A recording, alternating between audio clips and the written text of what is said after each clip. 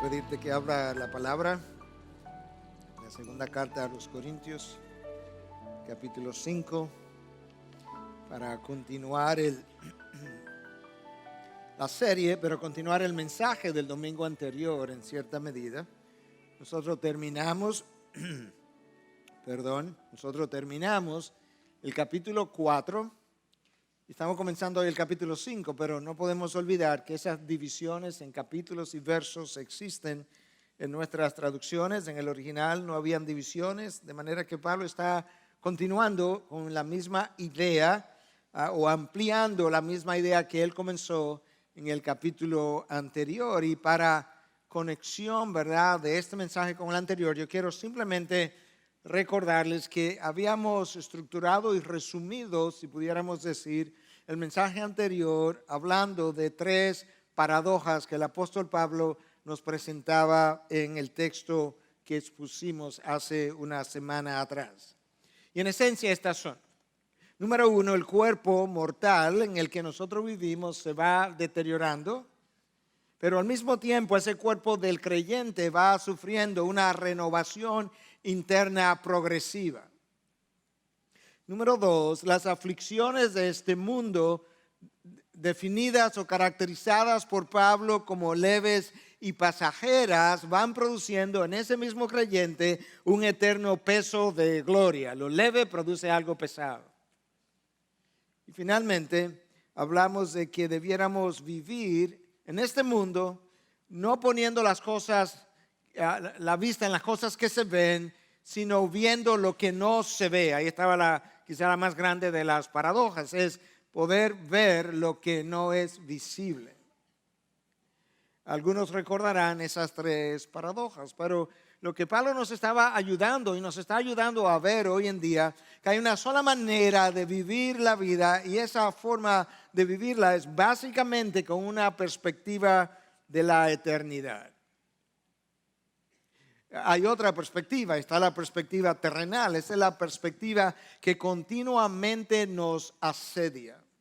Es una perspectiva que, como bien dicen los filósofos existencialistas, si tú te fijas tu vista en ella, tú vas a concluir que ciertamente como que esta vida no tiene propósito y es más bien un sinsentido.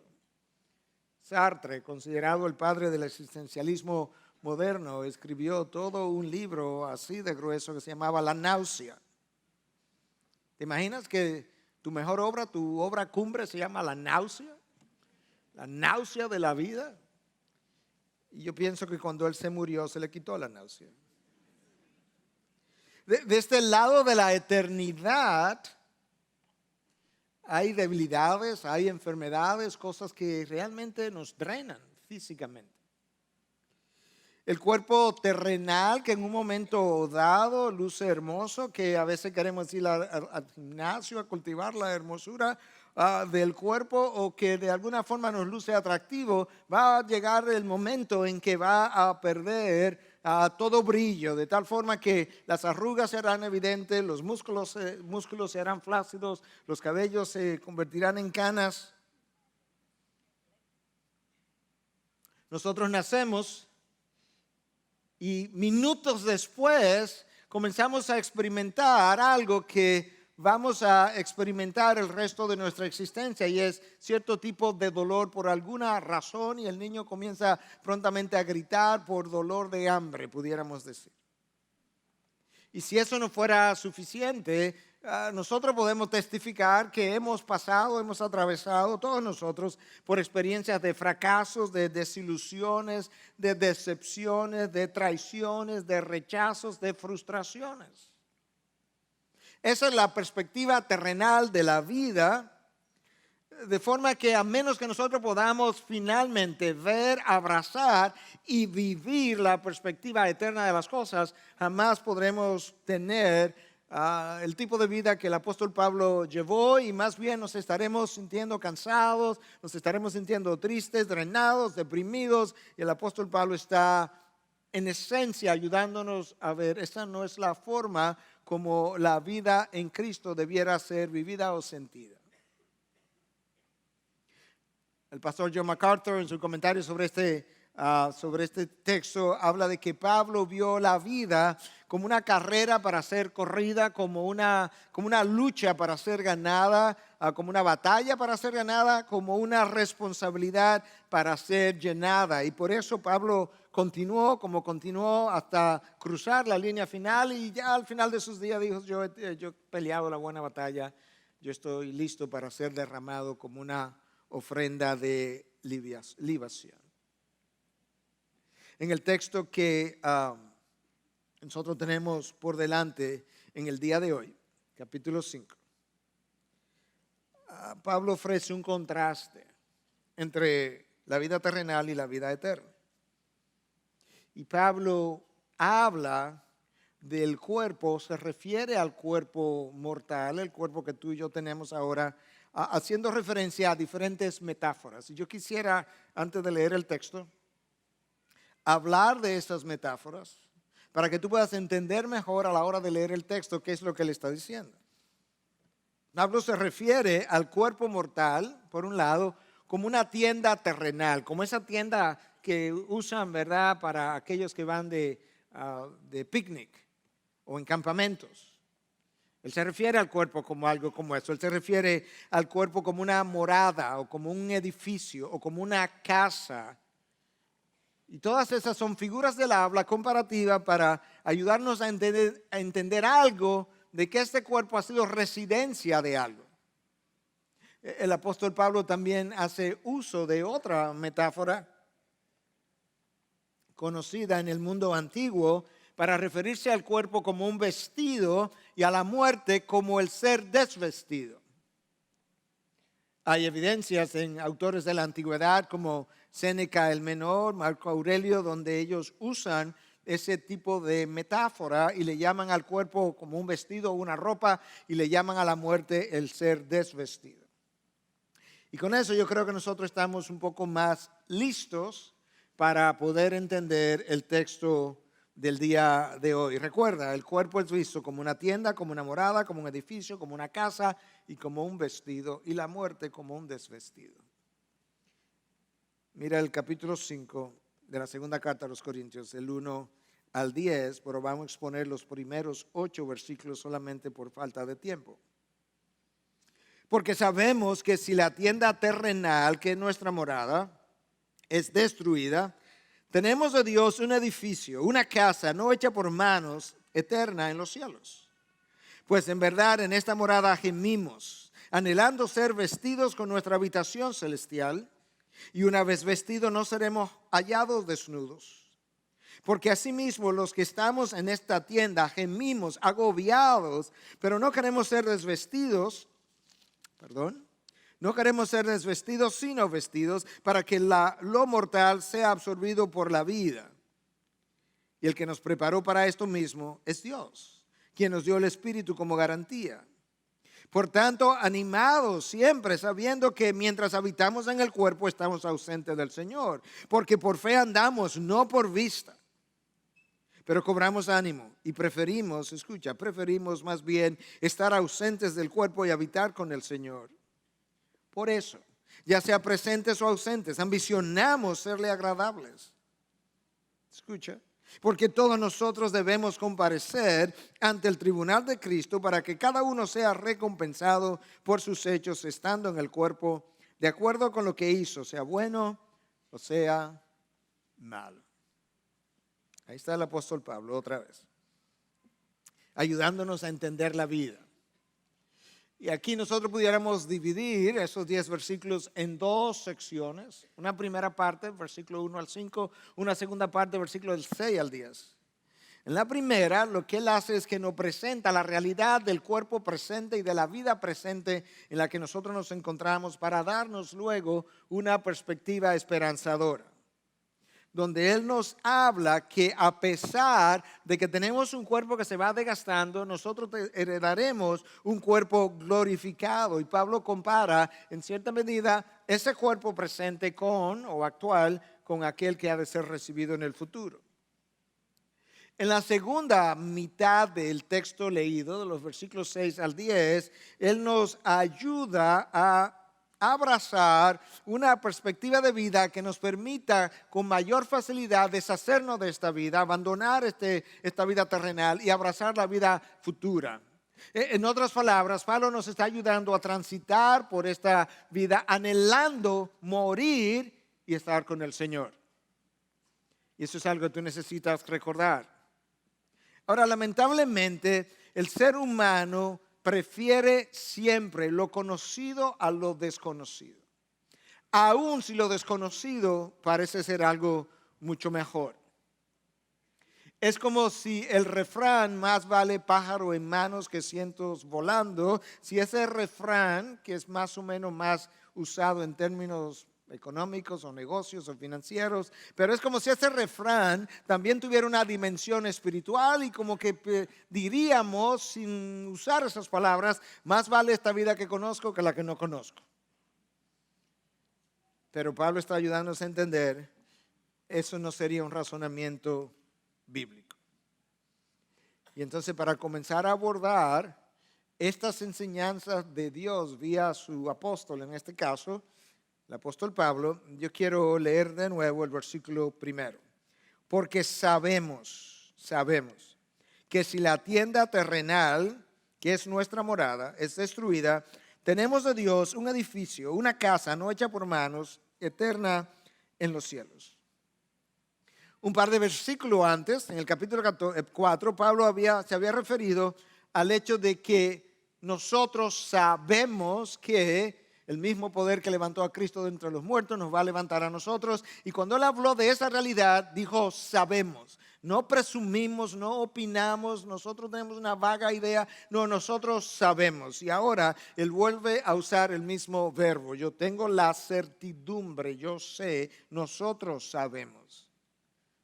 Y sabemos algo acerca de este cuerpo y de su muerte. ¿Y cómo lo supo Pablo? Bueno, lo supo, como él le dice a los Gálatas, lo supo por medio de una revelación de Jesucristo. A él nadie, ningún ser humano le enseñó estas cosas, pero de cierta manera nosotros lo sabemos de forma similar, no igual, pero similar, porque Pablo lo supo por una revelación especial que Cristo le hizo a él, y nosotros lo sabemos por medio de otra revelación especial que Dios ha hecho a sus hijos, y es su palabra.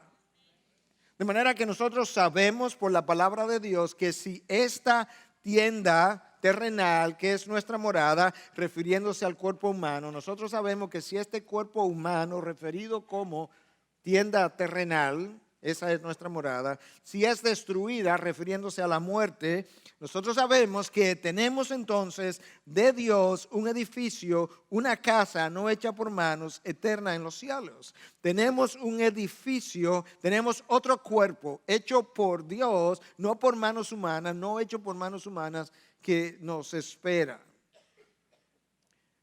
Quizás algunos pudieran recordar, para poder entender estas metáforas, las palabras de Cristo cuando él limpió el templo en Jerusalén. Siendo confrontado por las autoridades, Cristo dice: destruir este templo y en 3 días lo edificaré. Refiriéndose a su crucifixión. Destruir este templo, él refiriéndose como si fuera un templo, y en 3 días lo reedificaré. Posteriormente, eso que pasó ese día fue traído a colación en su juicio. Y una de las cosas que las autoridades hebreas dijeron fue en sus juicios, que ellos le escucharon decir: yo destruiré este templo hecho por manos y en 3 días edificaré otro no hecho por manos, refiriéndose a su muerte y resurrección. En 3 días va a haber otro templo no hecho por manos. Yo destruiré este templo hecho por manos, pero en 3 días yo voy a edificar otro no hecho por manos. Esa es la misma fraseología de Pablo cuando dice que nosotros sabemos que si esta tienda terrenal desaparece o es destruida, nosotros tenemos otro edificio. Cristo habló de otro templo. Cristo dijo: yo edificaré otro templo no hecho por manos. Pablo dice: tenemos otro edificio no hecho por manos, proveniente de Dios en los cielos de manera eterna. Pablo tenía que insistir en los Corintios acerca de la resurrección y de la resurrección de los cuerpos mortales, porque ellos habían sido ampliamente influenciados por la cultura griega, habían sido influenciados por los pensamientos de los gnósticos y tenían esta dualidad de que el cuerpo era malo en sí mismo, el alma era pura en sí mismo, y ellos no concebían la posibilidad de una resurrección y mucho menos de la resurrección de los cuerpos mortales. Y tú ves eso, esa necesidad de explicarle a esta congregación cosas de la resurrección, como Pablo vuelve a hacerlo ahora, porque ellos tenían una dificultad en abrazar eso. Y tú ves esa tensión en la primera carta a los Corintios, capítulo 15, cuando Pablo dedica toda una sección a explicar la resurrección, porque ellos entendían que Cristo no había resucitado, y Pablo le dice, bueno, pues si Cristo no ha resucitado, si nosotros no resucitaremos, pues Cristo tampoco resucitó, y si Cristo no resucitó, pues nosotros estamos todavía en pecado, y nosotros somos los más dignos de lástima. Escucha cómo Pablo los confronta con esta ignorancia y falta de aceptación acerca de la resurrección de los cuerpos. La primera carta a los Corintios, capítulo 15, versículo 35 y siguientes. Pero alguno dirá, ¿cómo resucitan los muertos? ¿Y con qué clase de cuerpo vienen? Es justamente de eso que Pablo está hablando en la primera carta y está tratando de reenfatizar o subrayar otra vez en la segunda carta. ¿Con qué clase de cuerpo? Escucha la respuesta, versículo 36. Necio. Lo que tú siembras no llega a tener vida si antes no muere. La palabra ahí necio es como una reprensión. ¿Por qué rehusas entender o creer lo que Dios ya ha revelado? Versículo 40. Hay asimismo cuerpos celestiales y cuerpos terrenales, pero la gloria del celestial es una y la del terrestre es otra. Versículo 42. Así es también la resurrección de los muertos. Se siembra un cuerpo corruptible, se resucita un cuerpo incorruptible. Se siembra en deshonra, se resucita en gloria. Se siembra en debilidad, se resucita en poder. Se siembra un cuerpo natural, se resucita un cuerpo espiritual. Si hay un cuerpo natural, hay también un cuerpo espiritual. Es de ese cuerpo espiritual o de ese cuerpo glorificado que Pablo nos está hablando y que está tratando de darnos esperanza a nosotros, diciéndonos, escúchame, no tienes que preocuparte por la muerte, porque si esta morada terrenal, esta tienda terrenal es destruida, esta en la que yo estoy ahora mismo, Dios tiene otro edificio no hecho por manos, hecho enteramente por Dios, que darte en los cielos para entregarte. Versículo 2.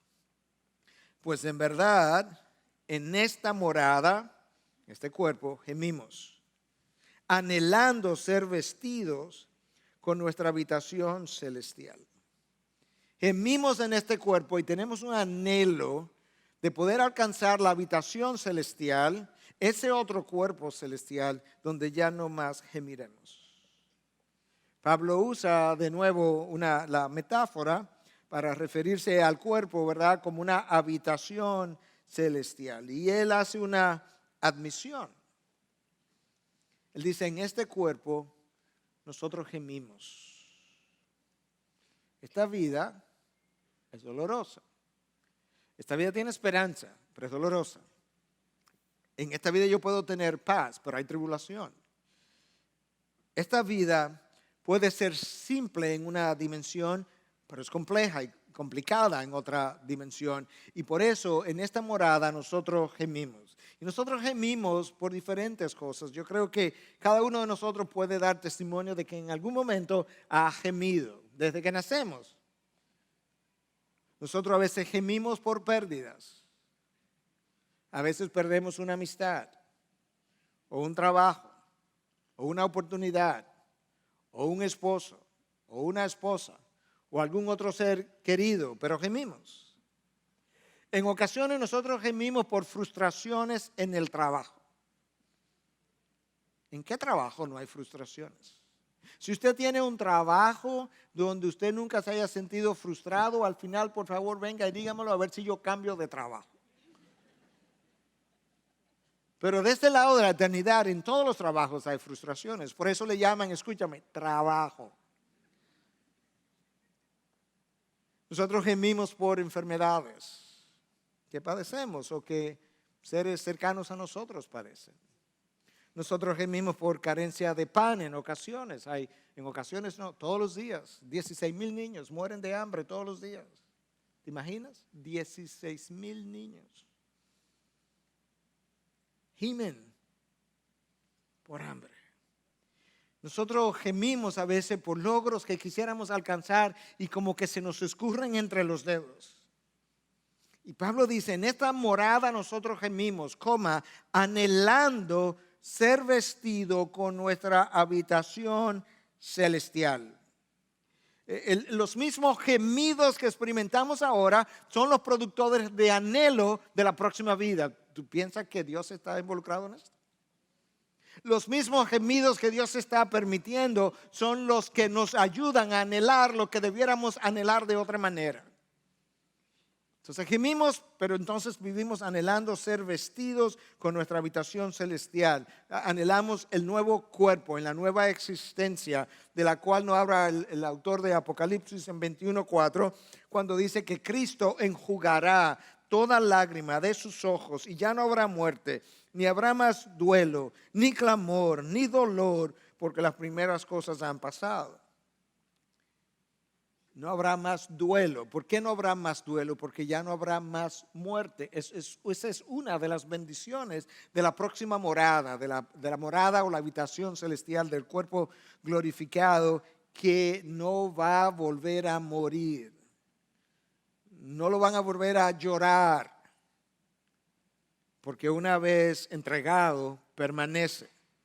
Eso es lo que Pablo dice en el versículo 3. Y una vez vestidos, no seremos hallados desnudos. Una vez vestidos con la morada celestial, con el cuerpo glorificado, no seremos hallados desnudos. Como hablamos, el desnudo o la muerte es como un desvestirse en ese mundo de la antigüedad. Lo que Pablo está diciendo, una vez yo reciba mi cuerpo glorificado, ya jamás volveré a morir, no seré hallado desnudo, no habrá más muerte. Apocalipsis dice no habrá más duelo. La palabra interpretando y siendo congruente con la palabra. Pablo está ayudándonos a entender cómo tú debes vivir esta vida. Tienes un cuerpo que está envejeciendo, que está cayendo, que se está debilitando. No te preocupes, tendrá un cuerpo mucho mejor en el futuro y una vez lo tenga no tendrás que pasar por esa experiencia otra vez. Versículo 4, porque asimismo, lo que estamos en esta tienda, en este cuerpo, gemimos agobiados. Wow, qué combinación de palabras. Gemimos ya es una palabra fuerte, agobiados es otra, pues no queremos ser desvestidos, sino vestidos para que lo mortal sea absorbido por la vida. Gemimos agobiados. Alguien pudiera decir, pastor, ahí hay como una contradicción, porque la semana pasada vimos que Pablo pensó que todas estas aflicciones de este mundo eran como leves y pasajeras, y ahora él dice que gemimos agobiados. ¿Cómo es la cosa? ¿Son leves o nos agobian? Bueno, son las dos cosas. Porque en realidad nos agobian y en realidad gemimos en este cuerpo terrenal en el que tú y yo habitamos. Pero en medio de eso, si tú logras abstraerte de esa realidad presente y logras enfocarte en la gloria que ha de venir, entonces bajo esa luz, eso que es pesado, eso que parece largo, se convierte en algo leve y pasajero. Y eso es lo que él está tratando de ayudarnos a ver, que nosotros necesitamos vivir con otra perspectiva y necesitamos fijar la mente y la atención en otro lugar que no es este. Pablo está admitiendo que aquí gemimos, pero está ayudándonos a ver que tú puedes gemir con propósito y con sentido y con significado. Que tú sabes que tu dolor no es un dolor vacío como piensan los filósofos existencialistas.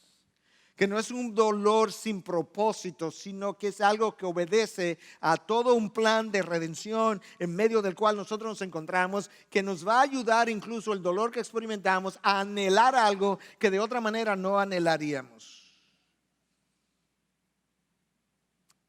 Y Pablo está diciéndonos en este texto que nosotros No queremos ser desvestidos, sino vestidos, para que lo mortal sea absorbido por la vida. Cuando tú mueres y dejas el cuerpo en la tumba y pasas a la presencia de Dios, el cuerpo, ese vestido de que Pablo está hablando, se queda aquí. Cuando tu alma está en la presencia de Dios, ese no es el proceso de glorificación todavía. El proceso de glorificación del que la palabra habla es cuando ese cuerpo que se sembró en debilidad es levantado en poder. Es cuando ese cuerpo que se sembró en mortalidad es levantado en inmortalidad. Y cuando ese cuerpo se une a tu alma o a tu espíritu, que son palabras intercambiables, entonces se ha completado la glorificación. Pablo dice, nosotros no anhelamos, en el texto que te acabo de leer, nosotros no anhelamos ser desvestidos, sino vestidos. En otras palabras, Pablo está anhelando no simplemente llegar a la presencia del Señor, lo cual fue un real anhelo para él, pero él anhelaba el que el cuerpo se levantara en resurrección y el alma y el cuerpo se juntaran tal cual pasó con el Señor Jesucristo. Él habla de eso. Él habla más de una vez de cómo al sonar de la trompeta, ¿verdad? Pues los sepulcros se abrirán y los que murieron en Cristo se levantarán primero. Y cómo nosotros no precederemos a aquellos que murieron en Cristo y entonces ahí nos juntaremos con el Señor. Pablo está anhelando, anticipando ese momento de la glorificación del cuerpo cuando ha de juntarse con el alma. Y él dice, nosotros no anhelamos ser desvestidos, no anhelamos quedarnos así, anhelamos ser vestidos, ser colocados junto con el cuerpo glorificado.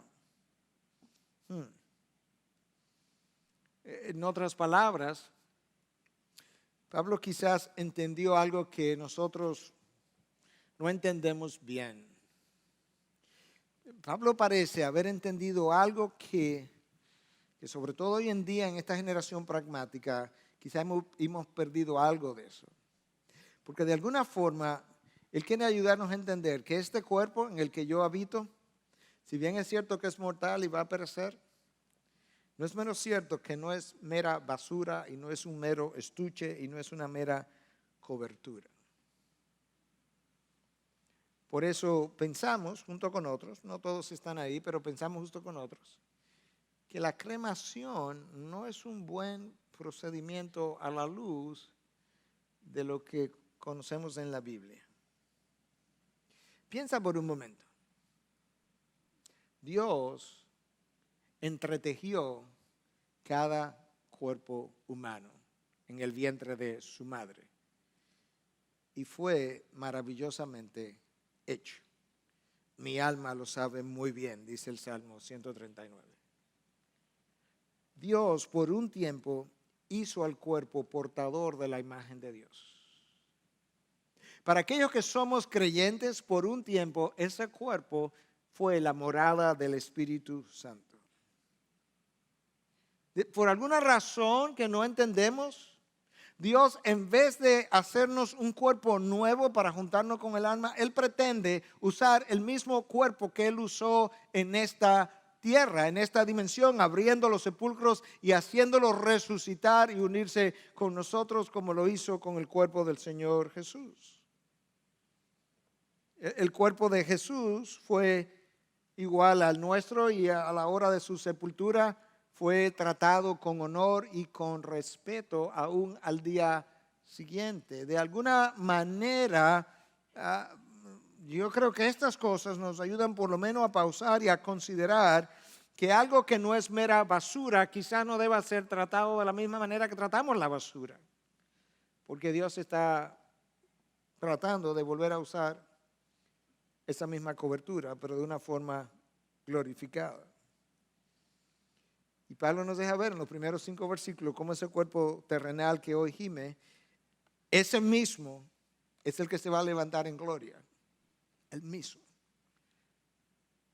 Y ahora entonces recibiremos nuestra morada celestial. Versículo 5. Y el que nos preparó para esto mismo es Dios, quien nos dio al Espíritu como garantía. En otras palabras, quien nos preparó para el día de la glorificación, el día en que el alma y el cuerpo se van a juntar, es el mismo Dios. Y esa preparación, no sé si lo has visto así, esa preparación comenzó en la eternidad pasada. El autor de Romanos, el mismo Pablo, en el capítulo 8, versículos 29 y 30, nos define la cronología de esa preparación a la que él se refiere aquí cuando dice que Dios mismo nos preparó para esto. Escúchalo, versículo 29. Porque a los que de antemano conoció, también los predestinó a ser hecho conforme a la imagen de su Hijo, para que Él sea el primogénito entre muchos hermanos. Y a los que predestinó, a esto también llamó. Y a los que llamó, a esto justificó. Y a los que justificó, escucha ahora, a estos también glorificó. Glorificación es el último estadio del proceso de redención, la unión del cuerpo mortal con el espíritu, siendo convertido el cuerpo mortal en inmortalidad y siendo tragado la muerte por la vida.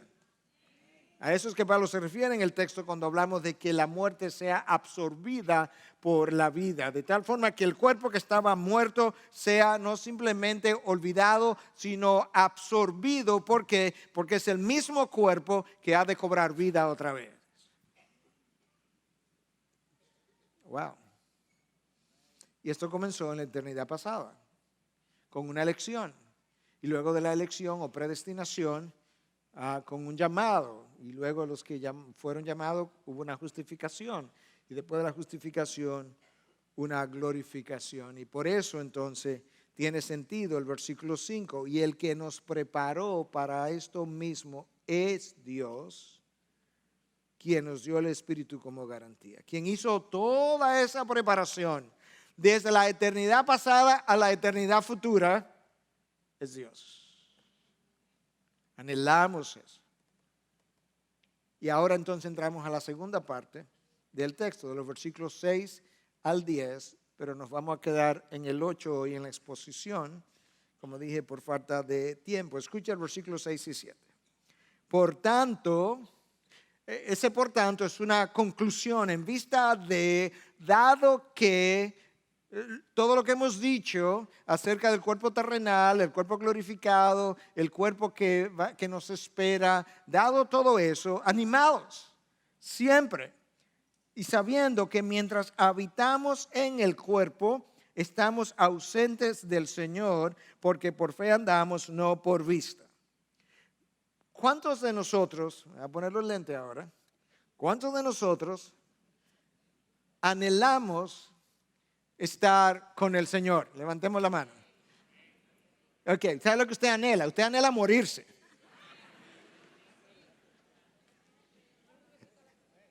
Se bajaron las manos. Escucha lo que Pablo dice, escúchalo otra vez. Porque él piensa que esto es algo que debe llenarme de ánimo, el que yo anhele morirme. Por tanto, animado siempre, pero ¿cómo que me voy a animar, Pablo? Sabiendo, o sea, si yo sé esto, es que me voy a animar. ¿Qué es lo que tengo que saber?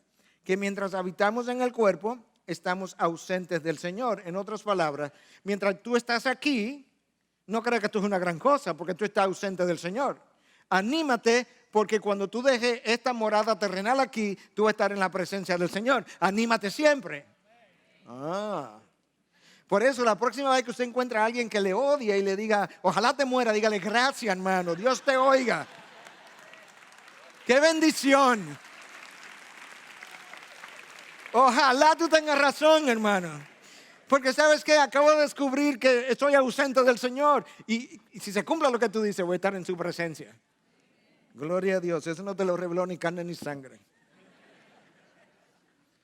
Entonces no tiene que temer a la muerte. Próxima vez que esté pensando, cuidado si esto significa tal cosa, no le temas. Pastor, pero es que eso no es fácil. No, no es fácil si vive por vista y no por fe.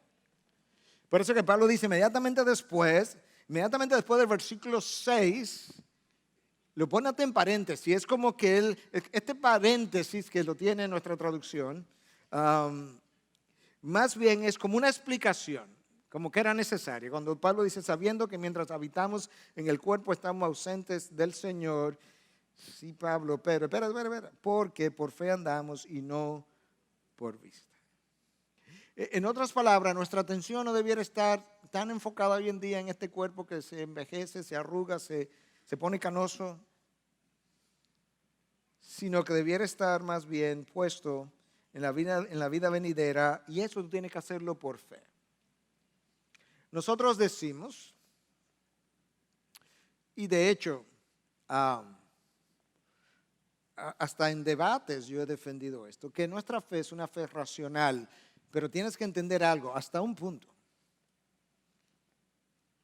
Nosotros creemos por fe que Dios creó el universo y que lo creó de la nada. Eso, la Biblia misma dice que eso es por fe que se cree. Hebreos 11:3 dice, por fe creemos que lo que se ve se hizo de lo que no se ve. En otras palabras, lo que vemos se hizo de la nada, ex nihilo.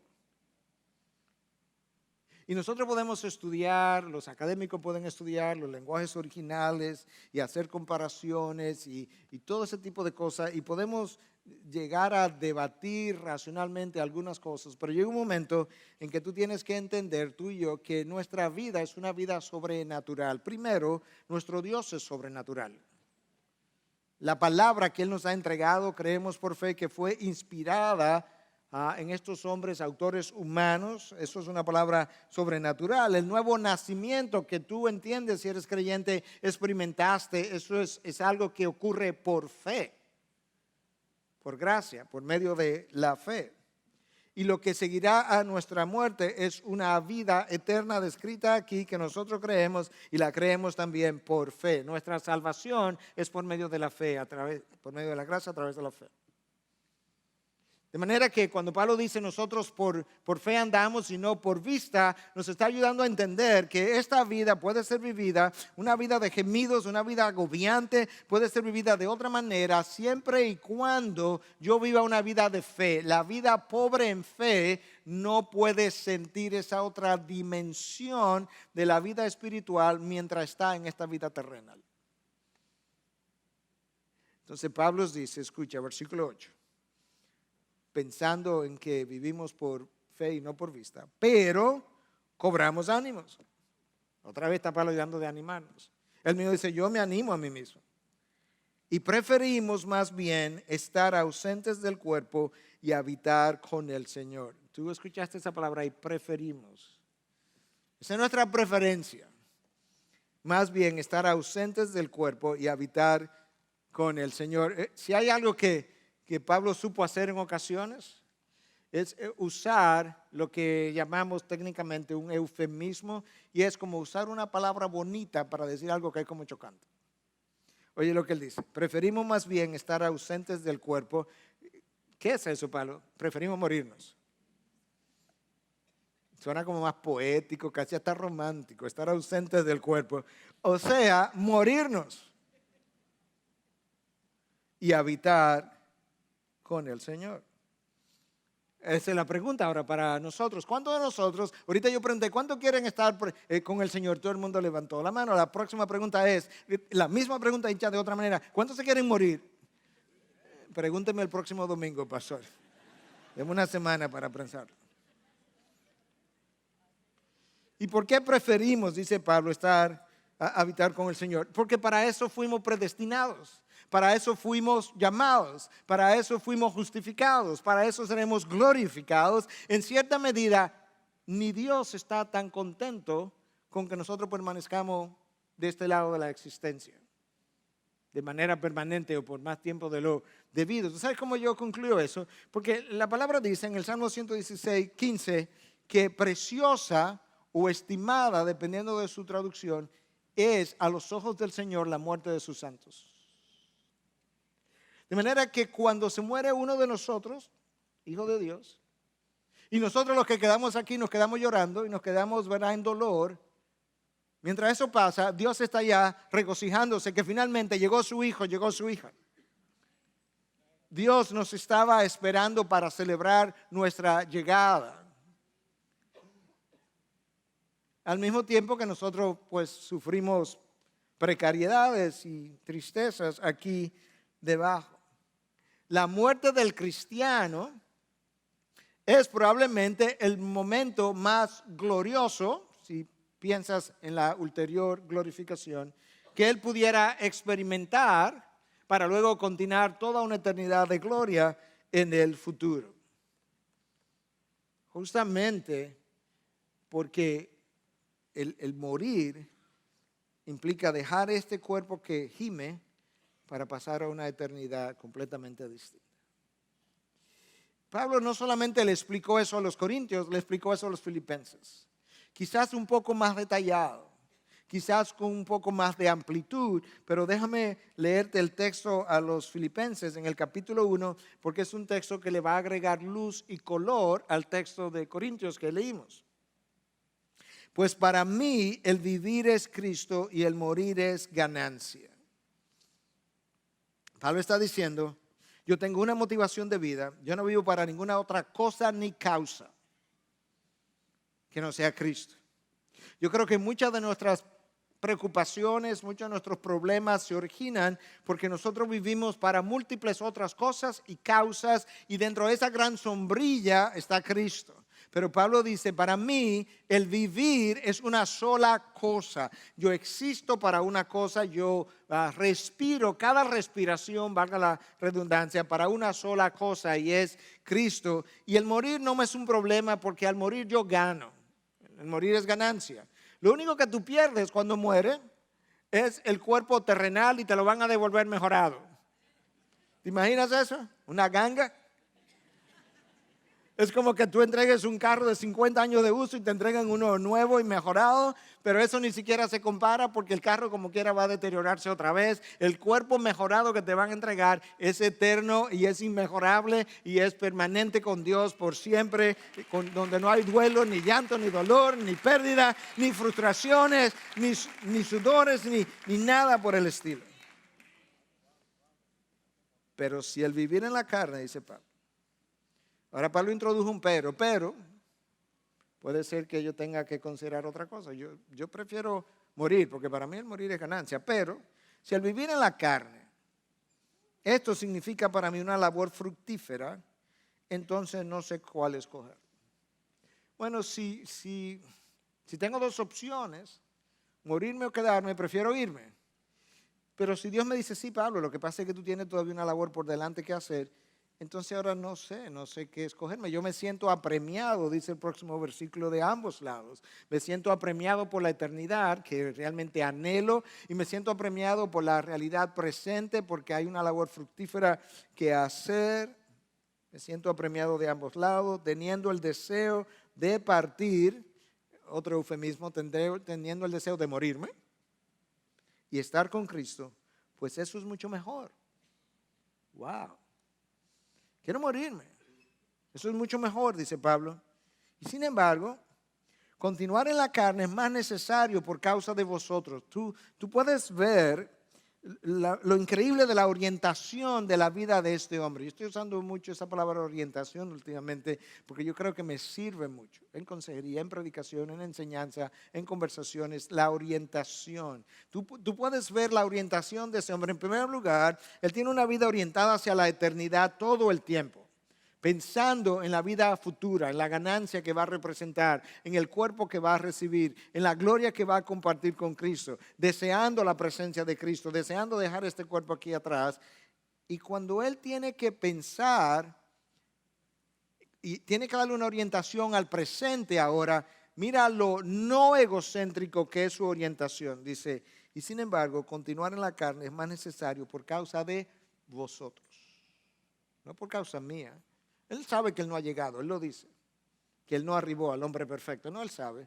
Pero lo que él está diciendo, yo estoy listo para partir, yo he corrido la buena batalla, yo he corrido la buena carrera, yo he guardado la fe, pero es necesario por vosotros. Escúchalo ahora, versículo 25, y convencido de esto, sé que permaneceré, Dios le reveló eso, y continuaré con todos vosotros para vuestro progreso y gozo en la fe. Yo voy a quedarme contento para vuestro progreso y vuestro gozo en la fe. Porque en realidad para mí el vivir es Cristo. Pues me quedo.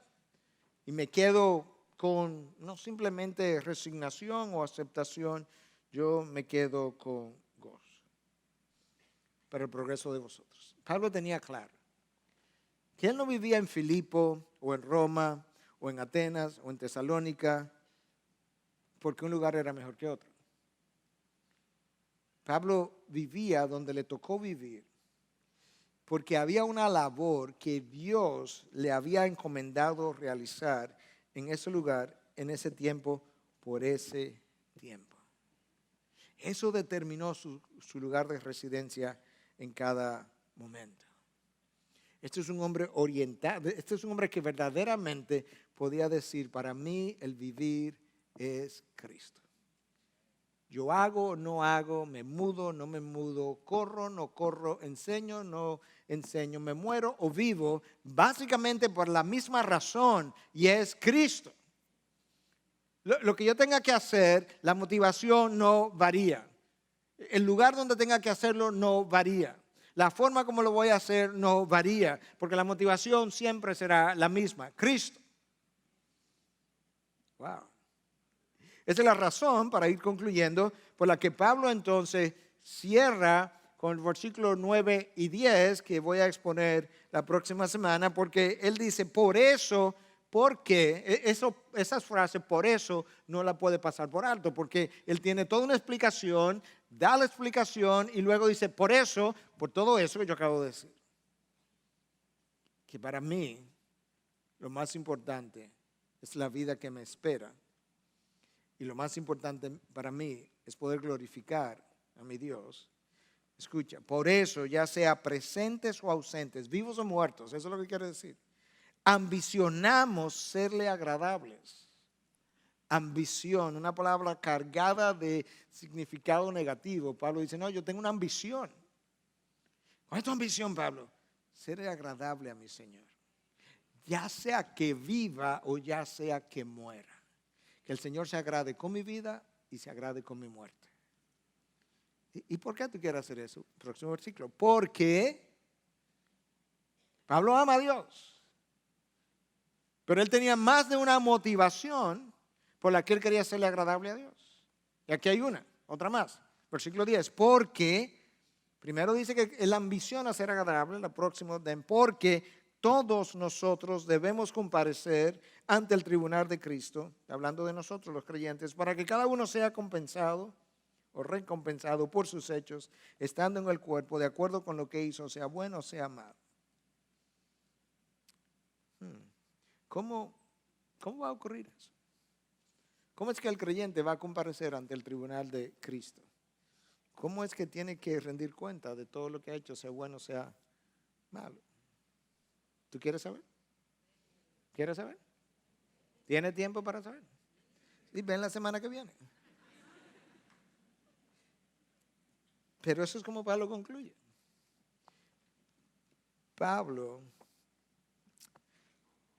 Dios ha hecho una obra en Pablo, que luego él puede hablar de algo que es realmente su testimonio. De ahí que Pablo dice nuestro evangelio. O sea, este hombre fue transformado por Dios de tal manera que cuando hablaba del evangelio incluso le llamó nuestro evangelio. Y ahora él es el que nos está ayudando a vivir una vida con una perspectiva completamente distinta. No solamente acerca de la vida, sino también de la muerte. No solamente acerca de esta vida terrenal en la que estamos, sino de la vida celestial que nos espera. Esas ideas transformarían completamente nuestras formas de pensar, nuestras formas de vivir, las orientaciones de nuestros matrimonios, las orientaciones de nuestras vidas y de nuestras familias, las orientaciones de nuestras iglesias. Totalmente. Y la orientación del individuo, el eje sobre el cual gira su vida, es mayor o menor productor de problemas en esta vida. De manera que en la forma última y pragmática de esta aplicación, una palabra peligrosa es ese pragmatismo, pero en el día a día, vamos a decirlo. la orientación que yo le dé a mi vida, terrenal o celestial, la manera como yo vivo, va a crearme más o menos problemas en esta morada en la que nosotros vivimos.